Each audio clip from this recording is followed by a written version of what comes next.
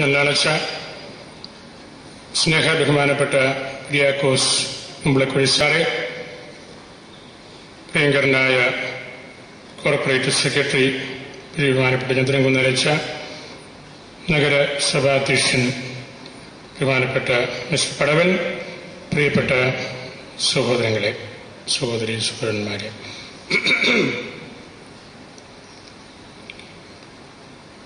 നിങ്ങൾ ഈ ദിവസത്തിലെ മണിക്കൂറുകൾ ഉറങ്ങി വിശ്രമിക്കുകയില്ല എന്ന് ഞാൻ കരുതുന്നു. ഉണർവോടെ ഇരിക്കേണ്ട മണിക്കൂറുകളാണ് ഈ ദിവസത്തിൻ്റേത്. ഇവിടെ നടക്കുന്ന ഈ സംഗമം അധ്യാപക അനധ്യാപക കൂടിവരവ് നമ്മളുടെ കോർപ്പറേറ്റിൻ്റെ പൊതുവായിട്ടുള്ള കുടുംബാന്തരീക്ഷം, ഗ്രഹാന്തരീക്ഷം പരിരക്ഷിക്കുന്നതിന് ഏറ്റവും ശ്രേഷ്ഠമായ രീതിയിൽ ഉപകാരപ്പെടും. കോർപ്പറേറ്റ് സെക്രട്ടറിച്ചിനെ ഞാൻ പ്രത്യേകമായിട്ട് അനുമോദിക്കുകയാണ്. ഇതുപോലുള്ള വലിയ കൂടിവരവുകൾ സംഘടിപ്പിക്കുക അത്ര എളുപ്പമല്ല. പക്ഷേ അതിന് ദീർഘവീക്ഷണത്തോടു കൂടിയ ചിന്ത അച്ഛൻ്റെ മനസ്സിൽ ഉള്ളതുകൊണ്ടാണ് ഇപ്രകാരമുള്ള ക്രമീകരണങ്ങൾ ചെയ്തത്. കാർത്തികേയൻ സാറിനെ കിട്ടാത്തതിൽ നിങ്ങളാരും വിഷമിക്കണ്ട എന്നാണ് എനിക്ക് തോന്നുന്നത്. ഇതാ ഇവിടെ കാർത്തികേയനേക്കാൾ വലിയവൻ കുര്യാസ് സാറ് ഇവിടെ ഇരിപ്പുണ്ട്. അദ്ദേഹത്തിൻ്റെ അറിവും അദ്ദേഹം കൊണ്ടു നടക്കുന്ന ജീവിത വീക്ഷണങ്ങളും മൂല്യങ്ങളുമെല്ലാം കുട്ടികളുമായിട്ട് ബന്ധപ്പെടുന്ന നമുക്കെല്ലാവർക്കും വളരെ ഉപകാരപ്പെടും എന്നെനിക്ക് ഉറപ്പുണ്ട്. ഞാൻ ഒന്ന് രണ്ട് കാര്യങ്ങൾ അധ്യാപകരുടെ ജീവിതവും അതോടൊപ്പം നിങ്ങൾ കുട്ടികളുമായിട്ട് പങ്കുവയ്ക്കുന്ന കാര്യങ്ങളും ഒന്ന് സൂചിപ്പിക്കുകയാണ്. പ്രസിദ്ധ കലാകാരനായ മൈക്കിൾ ഏഞ്ചലിനെ കുറിച്ച് ചരിത്രകാരന്മാർ പറയാറുണ്ട്. അദ്ദേഹം റോമിൽ കൂടെ നടന്നു പോയപ്പോൾ ഒരു വലിയ പാറക്കെട്ടിന്റെ മുമ്പിൽ പോയി തലകുനിച്ച് കൈകൂപ്പി പ്രാർത്ഥിച്ചു. അപ്പോൾ കൂട്ടത്തിലുള്ളവർ പറഞ്ഞു, കലാകാരന്മാർക്ക് സഹജമായിട്ടുള്ള പ്രോബ്ലമാണ് ഇദ്ദേഹത്തിൻ്റെതും, തലയ്ക്ക് നല്ല സുഖമില്ലെന്നാണ് തോന്നുന്നത്. പിന്നീട് അദ്ദേഹം ആ പാറ പൊട്ടിച്ച് അതിൽ നിന്ന് ലോകം ഏറ്റവും കൂടുതൽ ഇന്നും ബഹുമാനിക്കുന്ന ഒരു മാലാഖായുടെ കൽ കൊത്ത് രൂപം അദ്ദേഹം ശരിയാക്കി. അതിങ്ങനെ പറന്നു നിൽക്കുന്ന ഒരു മാലാഖ. അതിൻ്റെ അടുത്തുകൂടെ കടന്നു പോകുമ്പോൾ ആദ്യ നാളുകളിലൊക്കെ ആളുകൾ ചോദിക്കുമായിരുന്നു, ഈ മാലാഖ എന്തിയോ ഒന്നും സംസാരിക്കാത്തത്? അത്ര ലൈവ്ലി ആയിട്ടുള്ള ഓജസ്സുറ്റ ഒരു ശില്പം. പാറക്കെട്ട്, കരിമ്പാറ തകർത്ത് അദ്ദേഹം സൃഷ്ടിച്ചെടുത്ത ഒരു യാഥാർത്ഥ്യമാണ്. അതുപോലെ തന്നെ റോമിലുള്ള അദ്ദേഹത്തിന്റെ മറ്റൊരു ശില്പമാണ് മോസസിന്റെ ഒരു പടം. മോസസിന്റെ വലിയ താടി, അത് മാർബിളിൽ കൊത്തിയതാണ്. നമ്മൾ കഴുത്തിൽ ഒരു തോർത്ത് ചുറ്റുന്നത് പോലെ ആ താടിമീശകൾ കൈകൊണ്ട് പിടിച്ച് തോളിലിട്ടിരിക്കുകയാണ്. അദ്ദേഹം മാർബിൾ ചെത്തി മിനുക്കി എടുക്കുന്ന കാര്യമാണെന്ന് വിചാരിക്കണം. ഞാനിത് പറഞ്ഞത്, അധ്യാപകരായ നിങ്ങളുടെ ജോലിയും ഇതാണ്. നിങ്ങളുടെ കയ്യിൽ കിട്ടുന്നത് വെറും പാറക്കഷ്ണങ്ങൾ ആണെങ്കിലും അതിൽ നിന്ന് നല്ല പൗരബോധമുള്ള പൊതുജന സേവനത്തിന് യോഗ്യരായ കുട്ടികളെ അതുവഴി സമൂഹത്തെ ജനിപ്പിക്കുക എന്ന വലിയ ഒരു ദൗത്യമാണ് നിങ്ങൾക്ക് എല്ലാവർക്കും ഉള്ളത്. ഒരു കലാകാരൻ കൃഷ്ണശില വെട്ടിയൊരുക്കി അതിൽ നിന്ന് ഒരു ദൈവ വിഗ്രഹം പുറത്തു കൊണ്ടുവരുന്നത് പോലെ നിങ്ങൾ നിങ്ങളുടെ വായനയിലൂടെയാണ് ശരിക്ക് വായിക്കണം. ഇന്ന് പൊതുവെ അധ്യാപകരുടെ ഇടയിൽ വായന കുറഞ്ഞു പോയിട്ടുണ്ട്. വായന കുറയുന്നത് വളരെ അപകടകരമായ ഒരു സൂചനയാണ്. വായിക്കുന്ന അധ്യാപകര് അവരൊരിക്കലും വാർദ്ധക്യത്തിലേക്ക് പ്രവേശിക്കുന്നില്ല. അവരെപ്പോഴും നല്ല യുവത്വം കൊണ്ടു നടക്കുന്നവരാണ്. അതുപോലെ തന്നെ നിങ്ങൾക്കറിയാം, വായന പോലെ ചെലവ് കുറഞ്ഞ ഒരു ജോലിയുമില്ല, ഒരു മുടക്കുമില്ല ഇതിന്. ബെനഡിക്ട് പിതാവ് പറയുമായിരുന്നു, കൂദാശകളിൽ കുമ്പസാര വന്ന കൂദാശയ്ക്ക് ഒരു ചെലവുമില്ല. കുമ്പസാരിച്ച് ആരും ഒരു ധൂർത്തും ഉണ്ടാക്കുന്നില്ല. മറ്റു കൂദാശകളെല്ലാം അനുഷ്ഠിക്കുമ്പോൾ ഒരുപാട് പണം നമ്മൾ മുടക്കുന്നു. ഈ വായന അതുപോലെയാണ്, ഒരു ചെലവുമില്ലാത്ത കാര്യമാണ്. എന്നാൽ അതിൽ നിന്ന് കിട്ടുന്ന ആ ആനന്ദം നിലനിൽക്കുന്നതാണ്.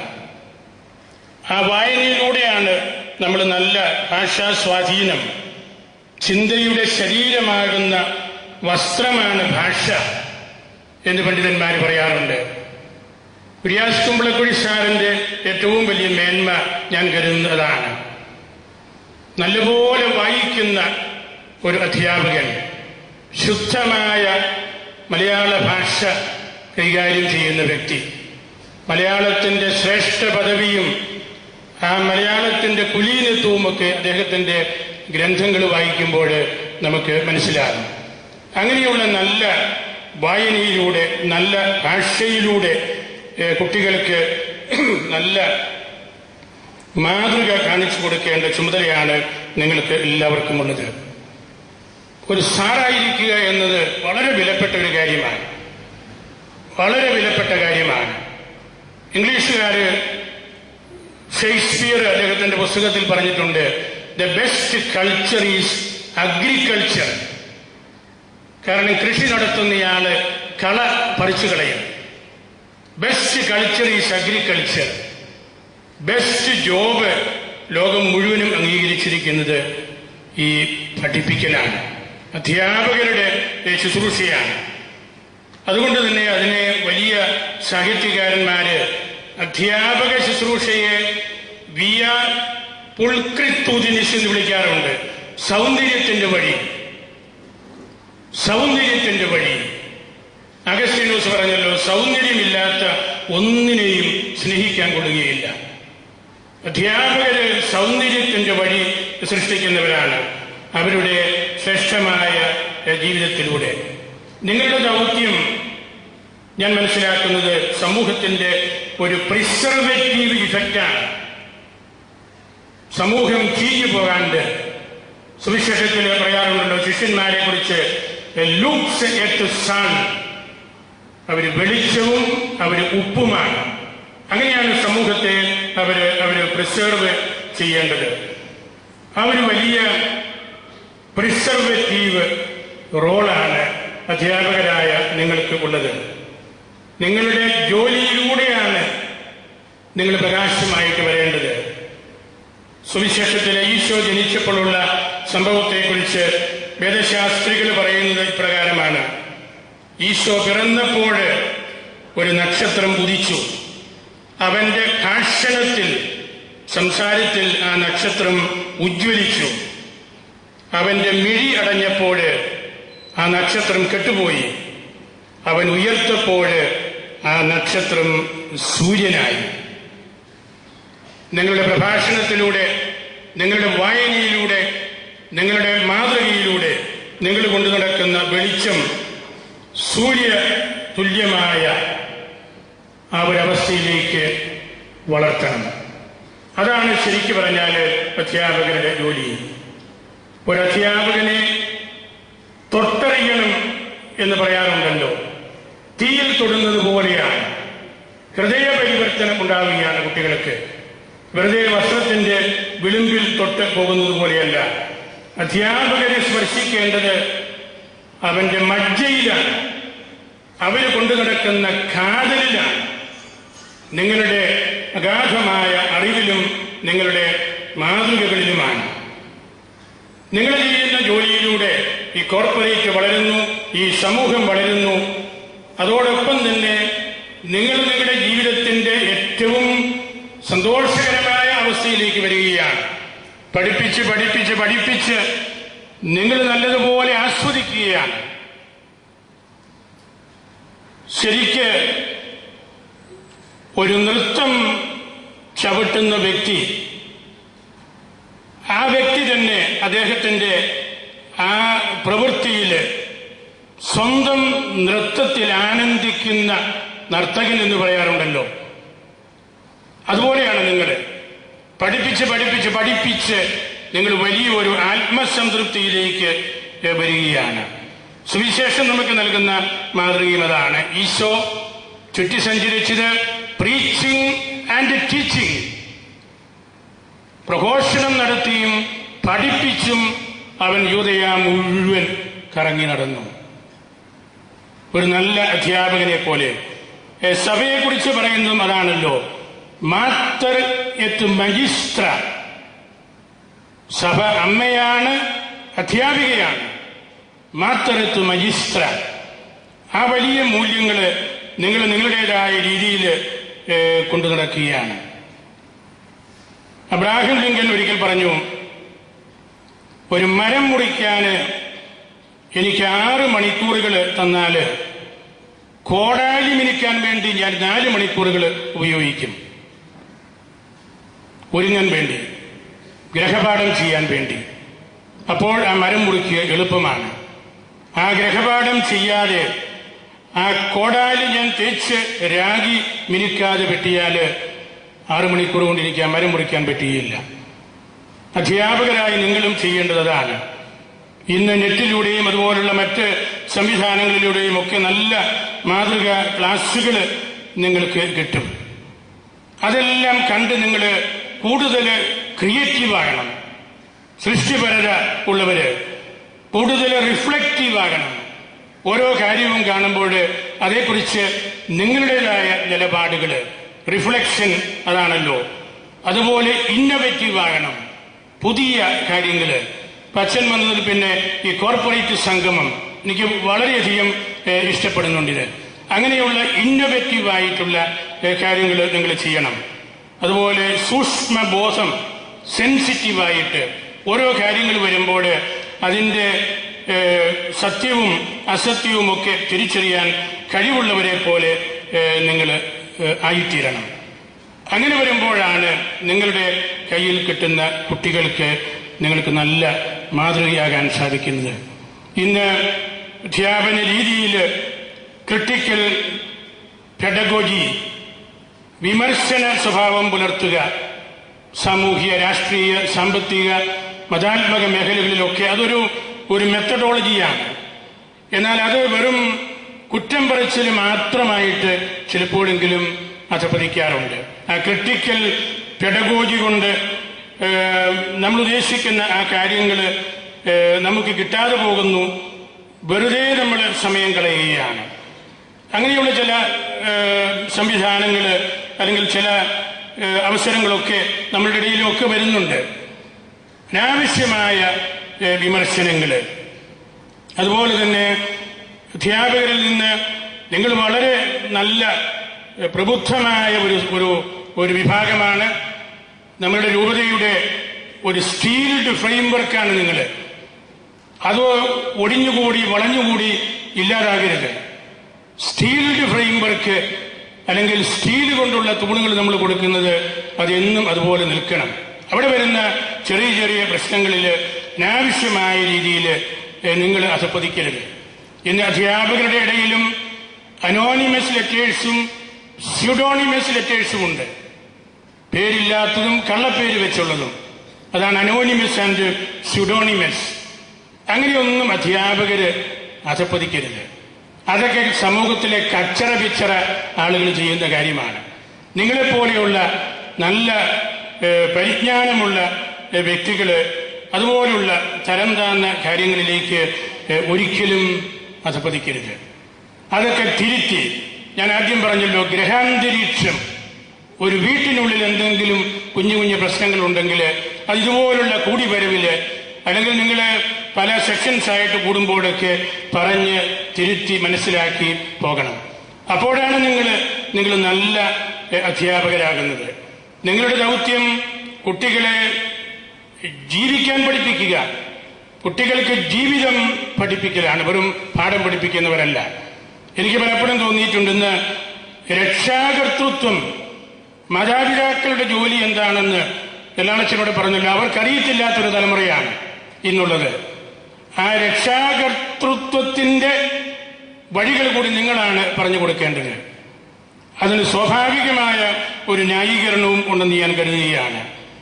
കുട്ടികൾ അവരുടെ മാതാപിതാക്കളുടെ അടുത്ത് എന്നതിനേക്കാൾ നിങ്ങളുടെ അടുത്താണ് കൂടുതൽ സമയം ചെലവഴിക്കുന്നത്. മാതാപിതാക്കൾ വല്ലപ്പോഴും അവരെ കാണുന്നു, എന്നാൽ നിങ്ങളുടെ പക്കല്, നിങ്ങളുടെ സമീപത്ത് അവർ എപ്പോഴുമുണ്ട്. നിങ്ങൾ അവർക്ക് അച്ഛനാകണം, അമ്മയാകണം, ജ്യേഷ്ഠനാകണം, ജ്യേഷ്ഠത്തിയാകണം. ആ രീതിയിലാണ് കുടുംബത്തിന്റെ എക്സ്റ്റൻഷനായിട്ട് നമ്മൾ പ്രവർത്തിക്കേണ്ടത്. പരിശുദ്ധ ഫ്രാൻസിസ് പിതാവ് ഈ നാളുകളിൽ പറഞ്ഞു, അച്ഛന്മാര് പാസ്റ്ററൽ ഫാദർഹുഡ് കൈകാര്യം ചെയ്യണം. ഏത് കൊച്ചച്ഛനും ഒരു സമൂഹത്തിൽ കൊടുക്കേണ്ടത് ഫാദർഹുഡാണ്. ഞാൻ 25 വയസ്സും മാത്രമുള്ള അച്ഛനാണെന്ന് പറഞ്ഞ് മാറി നിൽക്കാൻ ഒക്കെയില്ല. പാസ്റ്ററൽ ഫാദർഹുഡ് ആണ് ആ വ്യക്തിയിൽ നിന്ന് പ്രതീക്ഷിക്കുന്നത്. അത് സഭയുടെ മദർഹുഡാണ് നിങ്ങൾ വിളമ്പിക്കൊടുക്കുന്നത്. അധ്യാപകരുടെ ദൗത്യവും അതാണ്. നിങ്ങൾക്കൊരു ഒരു ഒരു എഡ്യൂക്കേഷണൽ ഫാദർഹുഡ് കൊടുക്കാനുണ്ട്. ആ ഒരു ദൗത്യത്തിൽ നിന്ന് ഒരിക്കലും നിങ്ങൾ പിന്മാറരുത്. അങ്ങനെ നിങ്ങൾ പിന്മാറുമ്പോൾ നമ്മളുടെ സമൂഹത്തില് നല്ല ബുദ്ധി സാമർഥ്യമുള്ള കുട്ടികളാണെങ്കിലും അവര് ഒരുപക്ഷെ ഈവിൾ ജീനിയസ് ആയിട്ട് മാറിയേക്കാം. ബുദ്ധിമാന്മാരാണ്, പക്ഷെ മൂല്യങ്ങളില്ല, മതാത്മക ചിന്തകളില്ല, അധ്യാപകരെ കുറിച്ചുള്ള നല്ല വീക്ഷണങ്ങൾ അവർക്കില്ല, മാതാപിതാക്കളോട് താല്പര്യമില്ല. അങ്ങനെയുള്ള അവസ്ഥയിലേക്ക് അത് അധപ്പതിക്കും.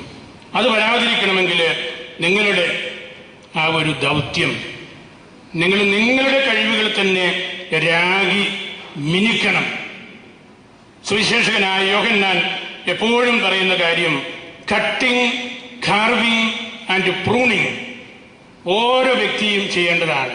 കൂടുതൽ ഫലങ്ങൾ ഉണ്ടാകാനായിട്ട്, ശ്രേഷ്ഠമായ ഫലങ്ങൾ നമ്മളിലൂടെ മറ്റുള്ളവർക്ക് കിട്ടുന്നതിന് വേണ്ടി അത്തരത്തിലുള്ള നല്ല മാതൃക, നല്ലൊരു ലീഡർഷിപ്പ് കൊടുക്കണം. ലീഡർഷിപ്പിനെ കുറിച്ച് തന്നെ പറയുന്നത്, leadership is less about being the best but more about bringing the best from the others. ഞാൻ വളരെ മിടുക്കനാണ് എന്ന് പറഞ്ഞ് എപ്പോഴും മുമ്പിൽ കയറി നിൽക്കുന്നതല്ല ലീഡർഷിപ്പ്. എന്റെ കൂട്ടത്തിലുള്ളവരുടെ ആ കഴിവുകൾ അംഗീകരിച്ച് അവരിലുള്ള ബെസ്റ്റ് ആയിട്ടുള്ള കാര്യങ്ങൾ ഞാൻ പുറത്തു കൊണ്ടുവരുമ്പോഴാണ് ഞാൻ നല്ലൊരു ലീഡറാകുന്നത്. നിങ്ങളാണ് സമൂഹത്തെ സൃഷ്ടിക്കുന്നത്. ഈ സമൂഹത്തിന്റെ ജനാധിപത്യ ബോധം, സാമൂഹിക അവബോധം, മതാത്മകമായ ചിന്തകളൊക്കെ നിങ്ങളുടെ നിലവാരമനുസരിച്ചാണ്. ഒരു സമൂഹത്തിനും അധ്യാപകരുടെ നിലവാരത്തെക്കാൾ മുകളിലേക്ക് പോകാൻ പറ്റുകയില്ല. അതുകൊണ്ടാണ് നിങ്ങൾ വായിച്ച്, പഠിച്ച്, പ്രാർത്ഥിച്ച്, ഒരുങ്ങി വേണം സ്കൂളുകളിലേക്ക് വരാന്, നിങ്ങളെ ഏൽപ്പിക്കപ്പെട്ടിരിക്കുന്ന കാര്യങ്ങൾ തയ്യാറാക്കാണ് എന്ന്. രാജഗോപാലാചാര്യയെക്കുറിച്ച് നിങ്ങൾ എല്ലാവരും കേട്ടിട്ടുണ്ട് തീർച്ചയായിട്ടും. അദ്ദേഹത്തെക്കുറിച്ച് ഗാന്ധിജിയുടെ ചെറുമകൻ ഗോപാലകൃഷ്ണ ഗാന്ധി ഒരിക്കൽ എഴുതി. രാജഗോപാലാചാര്യയെക്കുറിച്ച് ഈ ഗോപാലകൃഷ്ണ ഗാന്ധി എഴുതിയതാണ്. He was absolutely God-minded and pious, placing his talents and time very consciously on the altar of reverential belief. He wrote on scriptures as a sacrament, on politics as a duty, on social issues as an obligation. He wrote on Gandhi as Luke, Mark, Matthew, John and Paul wrote on the Prince of Nazareth, Jesus Christ. ഒരു എഴുത്തുകാരന്റെ മേന്മയെക്കുറിച്ചാണ് പറഞ്ഞത്. അദ്ദേഹം എങ്ങനെയാണ് എഴുതിയത്, അദ്ദേഹം എന്താണ് എഴുതിയത്, അതിനേക്കാൾ നല്ല ഒരു റിമാർക്ക് ഈ രാജഗോപാലാചാര്യയെക്കുറിച്ച് ആർക്കും പറയാൻ പറ്റും എന്നെനിക്ക് തോന്നുന്നില്ല. അദ്ദേഹം ഗാന്ധിയെക്കുറിച്ച് എഴുതിയത് സുവിശേഷകന്മാര് ഈശോയെക്കുറിച്ച് എഴുതിയതുപോലെയാണെന്ന് ഗോപാലകൃഷ്ണ ഗാന്ധി പറഞ്ഞിരിക്കുകയാണ്. നിങ്ങളുടെ എഴുത്തുകൾ അതുപോലെയാകണം. നിങ്ങളുടെ വായനകൾ അതിന് നിങ്ങളെ പ്രാപ്തരാക്കണം. ആ രീതിയിൽ കുട്ടികളുടെ മനസ്സും ബുദ്ധിയും കൂട്ടി യോജിപ്പിച്ച് അവർക്ക് നല്ല ശ്രേഷ്ഠമായ ഭാവി കാണിച്ചു കൊടുക്കുവാനായിട്ട് നിങ്ങൾക്ക് സാധിക്കണം. അതിനുവേണ്ടിയാണ്, അങ്ങനെയുള്ള ഒരു സെൽഫ് ഓഡിറ്റിങ്ങിന് വേണ്ടിയാണ്, ഒരു സെൽഫ് ക്രിറ്റിസിസത്തിന് വേണ്ടിയാണ് ഇതുപോലുള്ള വലിയ സംഗമങ്ങൾ നമ്മൾ നടത്തുന്നത്. പൊതുവിദ്യാഭ്യാസ മേഖല, ഞാനതിലേക്ക് കടക്കുന്നില്ല, അവസാനിപ്പിക്കുകയാണ്. ഒരുപാട് പ്രശ്നങ്ങൾ ഇന്ന് നമുക്കുണ്ട്. മാനേജ്മെന്റിന്റെ പ്രസൻസ് കുറയുന്നു, അല്ലെങ്കിൽ ഗവൺമെന്റ് സ്കൂളുകളിലെ പ്രൊട്ടക്റ്റഡ് ആയിട്ടുള്ള അധ്യാപകരെ നമ്മൾ ന്യൂനപക്ഷ സ്കൂളുകളിൽ നിയമിക്കണമെന്നുള്ള വാദം, കാര്യമായ ശമ്പളം കൊടുക്കാണ്ട് ദിവസക്കൂലിക്ക് അധ്യാപകരെ തരം താഴ്ത്തുന്നു. ഇങ്ങനെയുള്ള ഒറ്റപ്പെട്ടി പ്രശ്നങ്ങൾ +2 മേഖലയിലും താഴെയുള്ള പൊതുവിദ്യാഭ്യാസ മേഖലയിലും എല്ലാം നമുക്കുണ്ട്. ഹയർ സെക്കൻഡറി സ്കൂളിലും മറ്റ് 10ാം ക്ലാസ് വരെയുള്ള രംഗങ്ങളിലൊക്കെ നമുക്കെല്ലാവർക്കും നിങ്ങൾക്കൊക്കെ ഇത് പരിചയമുള്ളതാണ്. അതെല്ലാം നല്ലതുപോലെ കൈകാര്യം ചെയ്യുന്നതിന് ഈ നാടുകളിൽ നമ്മളുടെ കോർപ്പറേറ്റ് സെക്രട്ടറി വളരെ കാര്യക്ഷമതയോടുകൂടെ പ്രവർത്തിക്കുന്നുണ്ട്. അതിന്റെ എല്ലാ തലങ്ങളിലും മന്ത്രിമാരുടെ കൂട്ടത്തിൽ, മെലറ്റീഷ്യന്മാരുടെ കൂട്ടത്തിൽ, വിദ്യാഭ്യാസ പ്രവർത്തകരുടെ കൂട്ടത്തിൽ, പൊതുവിദ്യാഭ്യാസ ഡയറക്ടറുമായിട്ട് ഒക്കെ അദ്ദേഹം കൂടിക്കാഴ്ചകൾ വെക്കുകയും, ഞാൻ പലപ്പോഴും ചിന്തിച്ചിട്ടുണ്ട്, നമ്മളുടെ ഈ കോർപ്പറേറ്റിനപ്പുറത്തും മറ്റ് കോർപ്പറേറ്റുകൾക്കും ഉപകാരപ്രദമായ രീതിയിൽ ചന്ദ്രകുന്നേലച്ഛന്റെ പ്രവർത്തനങ്ങൾ ഇന്ന് അംഗീകരിക്കപ്പെട്ട് കഴിഞ്ഞിട്ടുണ്ട്. അത് വലിയൊരു കാര്യമാണ്. ആ രീതിയിൽ അച്ഛന്റെ പ്രവർത്തനങ്ങൾ ഇനിയും കൂടുതലായിട്ട് നമ്മളുടെ രൂപതയ്ക്കും ഈ കോർപ്പറേറ്റിനും ഉപകാരപ്പെട്ടിട്ട്, രൂപതാ സംവിധാനത്തിൽ കോർപ്പറേറ്റ് സെക്രട്ടറി മാത്രമാണ് രൂപതാധ്യക്ഷന്റെ പവർ ഓഫ് അറ്റോർണി കൈകാര്യം ചെയ്യുന്നയാള്. അതുതന്നെയാണ് ആ ഓഫീസിന്റെ സാങ്ക്ടിറ്റിയും. അങ്ങനെയുള്ള വലിയ ആ ഓഫീസിന്റെ ഏറ്റവും നോബിളായിട്ടുള്ള കാര്യങ്ങൾ ശ്രദ്ധിക്കുന്ന അച്ഛനെയും അച്ഛൻ്റെ സഹപ്രവർത്തിയെയും ഞാൻ പ്രത്യേകമായിട്ട് ഓർക്കുന്നു, നന്ദി പറയുന്നു. ഈ അവസരത്തിൽ നമ്മളുടെ കുമ്പളക്കുടി സാറിനെ നമ്മൾക്ക് നിങ്ങളോട് സംസാരിക്കാനായിട്ട് കിട്ടിയത് എനിക്ക് വലിയ സന്തോഷമായി. ചന്ദ്രകുന്നേലച്ഛനോട് അദ്ദേഹത്തെ സൂചിപ്പിച്ചപ്പോൾ തന്നെ പറഞ്ഞു, നമുക്ക് കേരളത്തിൽ നിന്ന് കിട്ടാവുന്ന ഏറ്റവും നല്ല വ്യക്തി അദ്ദേഹമാണ്. നിങ്ങൾ അദ്ദേഹത്തിൻ്റെ പുസ്തകങ്ങൾ വായിക്കണം. അദ്ദേഹം ഇന്ന് നമ്മുടെ സംസ്ഥാനത്ത് ചെയ്തുകൊണ്ടിരിക്കുന്ന കാര്യങ്ങളെക്കുറിച്ച് കൂടുതൽ അവബോധം ഉള്ളവരാകണം. അങ്ങനെ അതുതന്നെ നമുക്കൊരു വളർച്ചയാണ്. അതിനെല്ലാം ഞങ്ങൾക്ക് സാധിക്കട്ടെ എന്ന് ഞാൻ പ്രാർത്ഥിക്കുന്നു. നിങ്ങളെല്ലാവരെയും വിശുദ്ധ അൽഫോൻസാമ്മയ്ക്ക് സമർപ്പിച്ച്, ഇന്ന് കുഞ്ഞച്ഛൻ്റെ ഓർമ്മ ദിവസമാണ്, വാഴ്ത്തപ്പെട്ട കുഞ്ഞച്ഛനും സമർപ്പിച്ച് എൻ്റെ വാക്കുകൾ ഉപസംഹരിക്കുകയും ഈ സമ്മേളനം ഔപചാരികമായിട്ട് ഉദ്ഘാടനം ചെയ്തതായിട്ട് അറിയിക്കുകയും ചെയ്യുന്നു.